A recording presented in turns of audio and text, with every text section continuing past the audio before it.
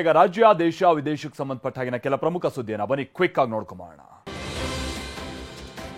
ಬೆಂಗಳೂರಿನಲ್ಲಿ ಶಂಕಿತ ಉಗ್ರನನ್ನ ಬಂಧಿಸಿದ್ದಾರೆ. ಬೆಂಗಳೂರು ನಗರ ಜಿಲ್ಲೆಯ ಆನೇಕಲ್ ತಾಲೂಕಿನ ಜಿಗಣಿ ಪ್ರದೇಶದಲ್ಲಿ ಗಿರೀಶ್ ಬೋರಾ ಅಲಿಯಾಸ್ ಗೌತಮ್ ಲಾಕ್ ಆಗಿದ್ದಾನೆ. ಅಸ್ಸಾಂನ ಎನ್ಐಎ ಅಧಿಕಾರಿಗಳ ತಂಡದಿಂದಾಗಿ ಅಸ್ಸಾಂ ಎನ್ಐಎ ಅಧಿಕಾರಿಗಳ ಆ ಘಟಕದ ತಂಡದಿಂದ ಶಂಕಿತ ಉಗ್ರನನ್ನ ಸೆರೆ ಹಿಡಿಯಲಾಗಿದೆ. ಆಗಸ್ಟ್ ತಿಂಗಳಲ್ಲಿ 5 ಬಾಂಬ್ಗಳನ್ನ ಈತ ಇಟ್ಟಿದ್ದ ಅನ್ನುವಂಥದ್ದು ಗೊತ್ತಾಗಿದೆ. ಕುಟುಂಬ ಸಮೇತವಾಗಿ ಆತ ಬೆಂಗಳೂರಿಗೆ ಬಂದು ನೆಲೆಸಿದ್ದ ಅನ್ನುವಂಥದ್ದು ಗೊತ್ತಾಗಿದೆ. ಸದ್ಯ ಅಧಿಕಾರಿಗಳು ಗಿರೀಶ್ ಬೋರಾನನ್ನ ಅಸ್ಸಾಂಗೆ ಕರೆದೊಯ್ದಿದ್ದಾರೆ.